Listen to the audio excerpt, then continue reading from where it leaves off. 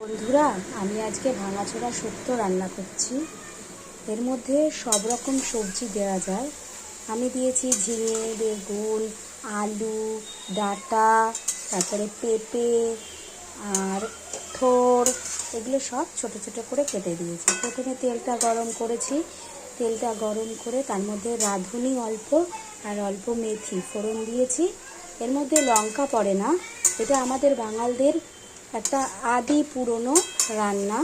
আমি আজকে তোমাদের সঙ্গে শেয়ার করছি।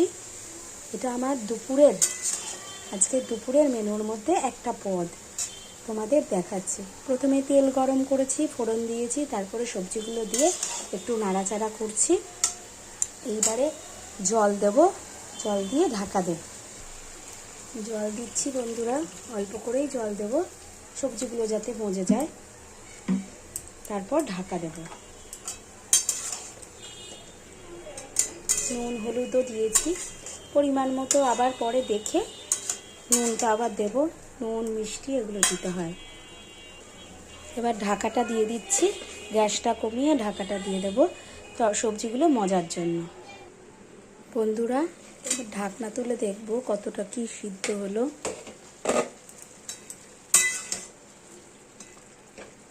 জল ছেড়েছে দেখো। জল দেওয়ার পরেও ঝিঙে থেকে আলুটা সিদ্ধ হয়েছে। ডাঁটাগুলো আর একটু হবে, ডাঁটাটা আর একটু ঢাকা দেব, এখনো হয়নি, বাকি আছে, একটু হবে।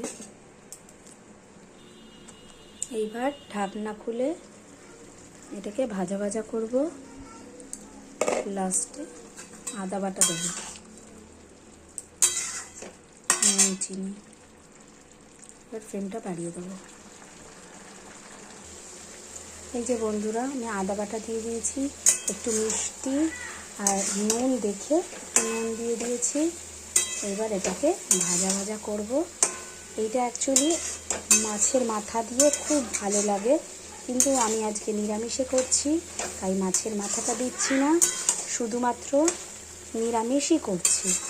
এর মধ্যে আপনি ইলিশ মাছের মাথা দিয়ে করতে পারেন, কাতলা মাছের মাথা, বড় কাতলা মাছের মাথা, এটা খুবই সুস্বাদু হয়। আলাদা একটা মার্জিত একটা টেস্ট হয়, যেটা বলে বোঝানো যাবে না। আমাদের এই রান্নাগুলো বাঙালদের প্রায় উঠেই গেছে, কেউ এই রান্নাগুলো ছাড়ে না। তাই আমার মনে হলো এইগুলো তোমাদের সঙ্গে একটু শেয়ার করি। আমাদের অতি পুরনো পরিচিত রান্না।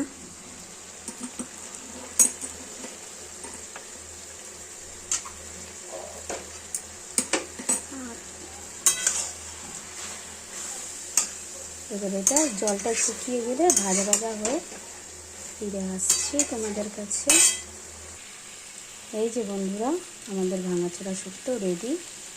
দেখো এরকম হয়।